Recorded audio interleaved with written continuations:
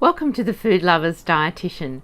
This is the second post of two posts that are talking about how to integrate the Food Lovers Dietitian meal planning tool with the eating out tips, both of which you'll find on the blog. And in fact, you can download the meal planner and save it to your phone. So that's really handy to have to refer to plan meals and snacks. And I've already done a couple of posts that on menu inspiration that show you just how to use that meal planner to create your own meals and snacks with the foods that you love and like to eat. But people have responded really well to the first post about how to use the meal planner to plan meals and snacks at home, as well as the tips to eat out, and to eat out often, and to be able to go out and have what you'll enjoy and not have to worry about about whether it's still going to be possible to find and keep a healthy weight, because it is. And I've got some tips here that you may have thought of, but some that you may not as well. So let's kick off. I've based this post on menu inspiration number 2. And you can go back and have a look at how that day was put together using the meal planner. And I've gone through each meal and snack and showed you what it would look like if you were perhaps eating out. It's just an example, but it just gives you some ideas.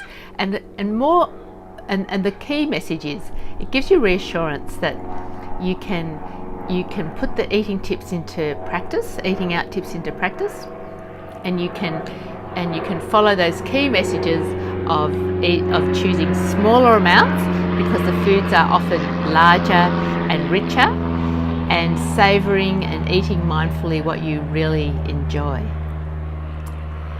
So let's kick off. Let's kick off with breakfast. And breakfast, I've done a whole post on why cafe breakfasts are just perfect for sharing. They're almost twice as big as what you would normally have at home often, and they're quite rich, so ideal to share between two. And again, sometimes you need to order an extra egg or piece of toast to make it shareable, but in this case I've included a post on the Celsius coffee in Kirribilli, Sydney's most spectacular waffle with edible flowers and fruits. And it's something that you may overlook if you are someone that's wanting to find and keep a healthy weight.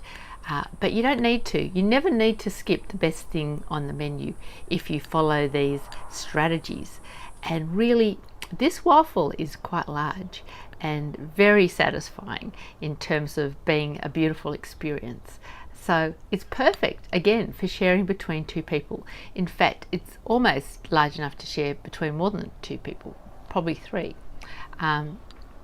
So that's a lovely idea, and I've showed you what it looked like before and after sharing. And you can go back to the cafe breakfasts are perfect for sharing post to see more examples of how cafe breakfasts can be shared like that.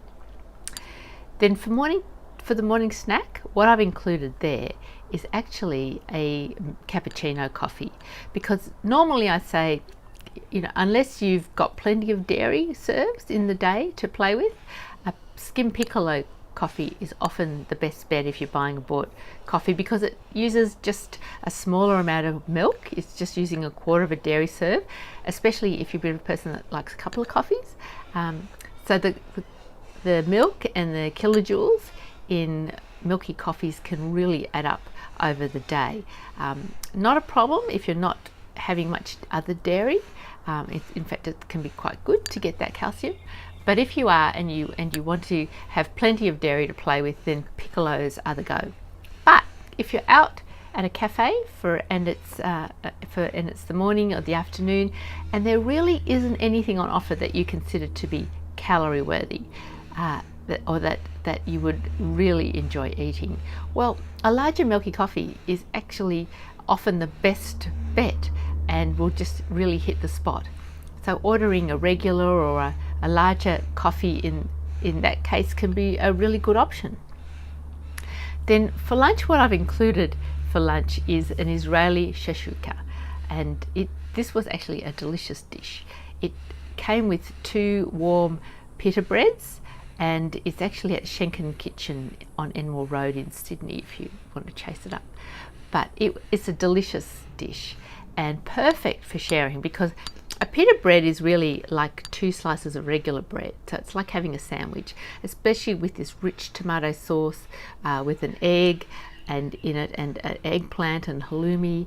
So it's very satisfying, and if you're coming with the approach that you don't go eat out to get full, you eat out to enjoy the meal, and knowing that the next snack is not far away and it's going to be equally delicious, then you can have a smaller amount of what is usually a much richer, heavier meal type of food.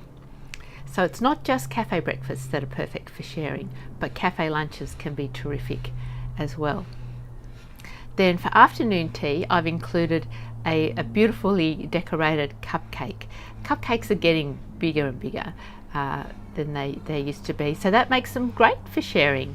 And in fact, a nice thing about sharing a dish is that you can really talk about it, and you can and it's just shared experience. So that's lovely, and you can eat the most delicious thing on offer, but just have the amount that you would like.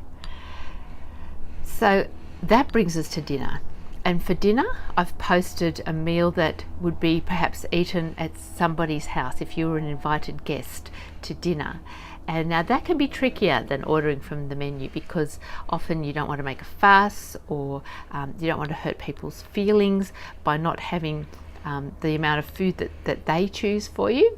But often, if you just stay alert to the opportunities where you might be able to influence the amount that ends up on your plate. Sometimes you can ask your host for a small serve.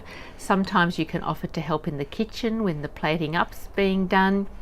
But it's just important not to decide that it's just all too hard, because it's not. There's lots of opportunities, and it is actually, people probably prefer that you take a smaller amount than that you waste food on your plate. It's good to leave more for other people.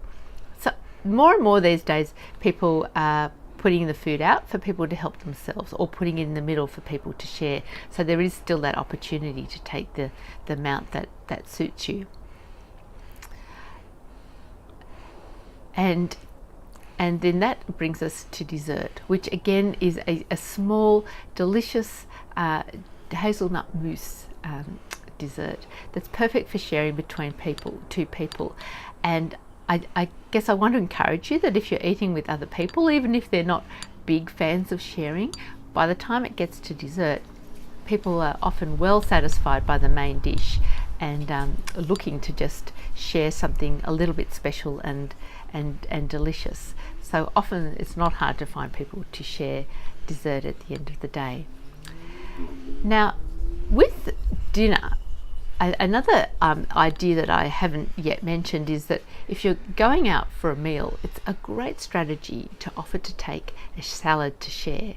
And I've posted links to my ultimate guide to making salads, as well as which is a video, and as well as my guide to my favourite salad dressing using 4 ingredients. So you've got 2 great resources there, and it just shows you how easy it is to create a really impressive salad to take out, and you often don't need a lot of ingredients. You can often use things that you already have in your pantry and your fridge and freezer to create what ends up being a very spectacular and impressive salad.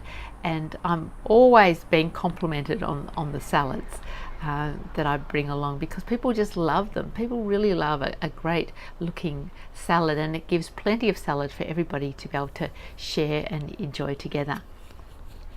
So I hope that you've enjoyed this post. I'd love to see if how you're using the eating out tips and the meal planner together to be able to plan meals to eat at home, as well as to go out and have strategies to be able to eat the best dishes on the menu when you're out. Do take a photo and post it on our Facebook page, our Food Lovers Dietitian Facebook page, so that we can share and see what everybody's doing. And follow on Instagram, because there's photos coming up every day that give you inspiration and encouragement for eating out or for creating your own meals and snacks. And watch out for the next post. Sign up for the news so you're the first to know when it's live and you don't miss out. So I'm looking forward to seeing you again for the next post, and I hope that you've enjoyed this one.